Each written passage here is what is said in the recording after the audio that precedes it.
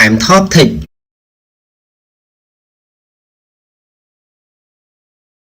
សួស្តីបងប្អូននិងប្រិយមិត្តទាំងអស់គ្នាដែលតែងតែតាមដានទស្សនាវីដេអូខ្លីៗស្ដីពីគន្លឹះល្អៗពី Cam Top Tech ដែលតែងតែចេញផ្សាយជារៀងរាល់ថ្ងៃ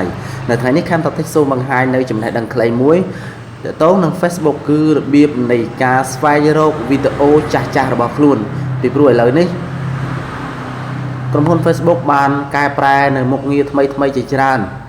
រួមទាំងមុខងារដែលយើងអាចស្វែងរកវីដេអូផ្ទាល់ខ្លួនរបស់យើងបានយ៉ាងងាយសោះតែឥឡូវយើងមិនអាចស្វែងរកបានដោយងាយឡើយកាលមុនដើម្បីស្វែងរកវីដេអូរបស់ខ្លួន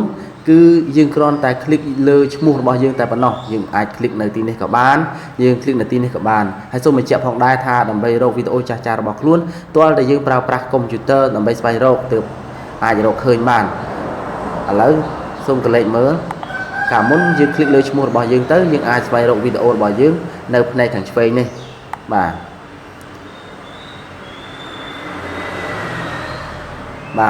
តែឥឡូវយើងមិនអាចរកឃើញទេយើងឃើញតែរូបថតតែប៉ុណ្ណោះបាទដូច្នេះយើងត្រូវដឹងពីវិធីថ្មីនៅក្នុងការស្វែងរកវីដេអូផ្ទាល់ខ្លួនរបស់យើង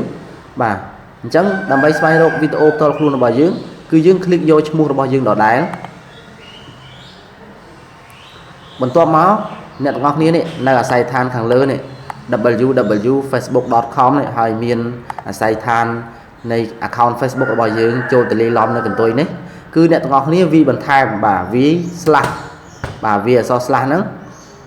បន្ទាប់មកអ្នកទាំងអស់គ្នាថែមពាក្យថា video បាទអក្សរ s មក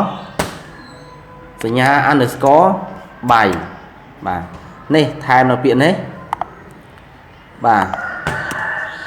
វីដេអូសញ្ញា underscore មកby បាទថែមនៅពាក្យនេះនៅខាងចុងបន្ទាប់ពីយើងបានចូលឈ្មោះរបស់យើងរួចហើយបាទថែមមកបន្ទាប់មក enter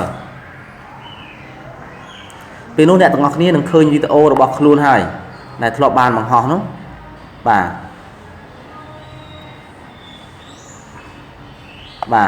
ឧទាហរណ៍ដូចជាវីដេអូនេះជាដើមគឺយើងបានឃើញវីដេអូរបស់យើងហើយ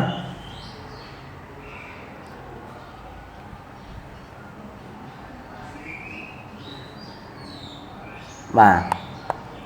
អញ្ចឹងចំណេះដឹងខ្លីមួយនេះគឺសម្រាប់បងប្អូននិងប្រិយមិត្តដែលគាត់